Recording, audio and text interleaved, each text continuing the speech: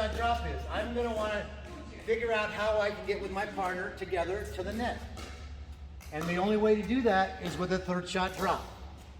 You can drive it all day long, but in order to get to the net, you need to have a third shot drop or a fifth shot drop if you drive it, and then they hit it back, and then you do a fifth shot drop. Fifth shot drop. Right. What's a fifth shot drop? Same thing. Watch this. So I'm going to drive it at you, and then I'm going to come up and do a fifth shot drop. Now this is a fifth shot drop. Good. Very good. Good job.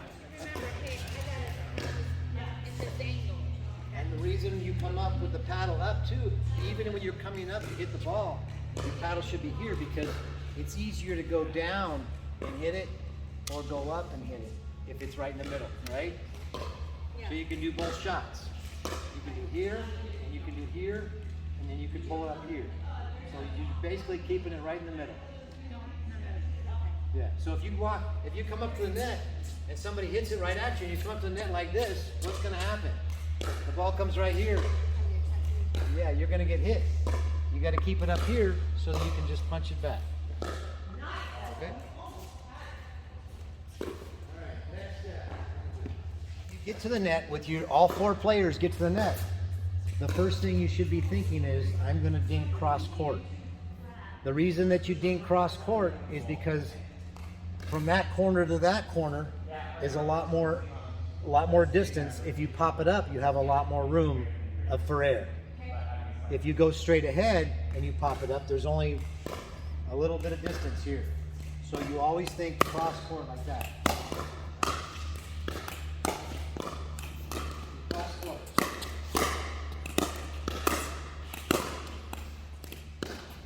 Always go nice.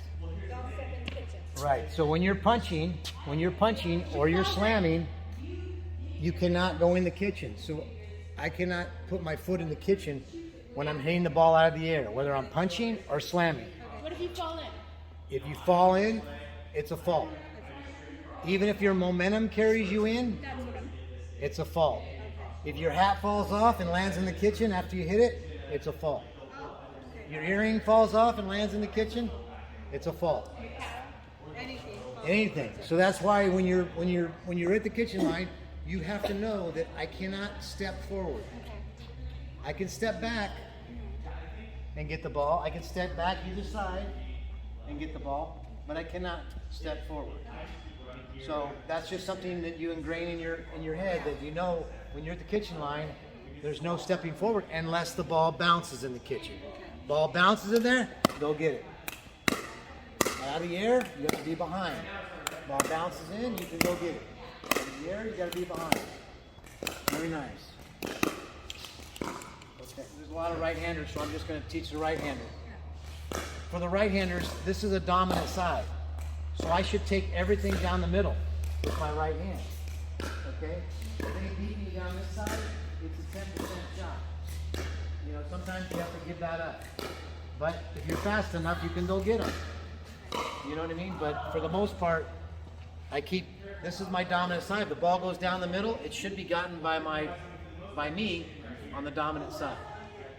All right, let's do a little bit of drills, and let's see where we should be.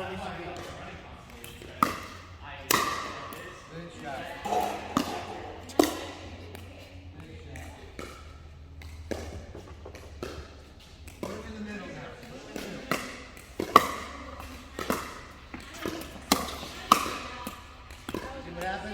You should move over. No, your partner should have moved over. Because I pulled you way off of there, right? You see where I hit the ball from? Yeah. So your partner should have come over to cover the middle. But she stayed there, and that's a mistake. She's giving up the middle after you hit the ball.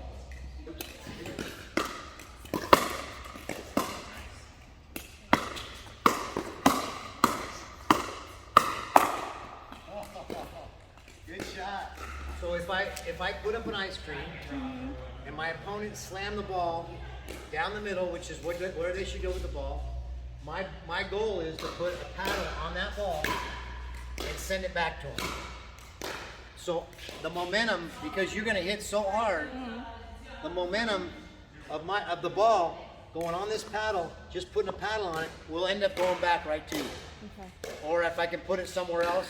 Or you might just hit it in the middle. Yeah, exactly. Okay. My goal is not to go right back to you. My Your goal goal is is to get it in the middle. in the middle or probably. somewhere down the side or somewhere in the kitchen, wherever I can get it away from you. Okay. Because otherwise I'm going to send it back to you, and it's Right. going to be another ice cream. Okay. And you're going to put it right back in it. So my goal is to stop that. Yeah. So all I got to do is put a paddle on it. So I'm going to give you an ice cream, and I'm going to try and put a paddle on it. Try and hit it in that area. Ready? Good, good. Ball.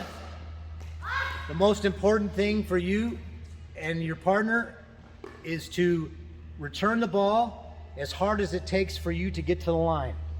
So if you have to return the ball slower to get to the line, then return the ball slower.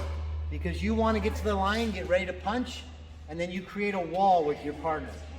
Okay? It's a big mistake that beginners make when they don't get to the kitchen line after returning serve. They get caught in what they call no man's land, which is right here in the middle. And then the opponents will end up getting them at their feet. So let's try one. See what we should do. Return, serve deep, return deep. Out.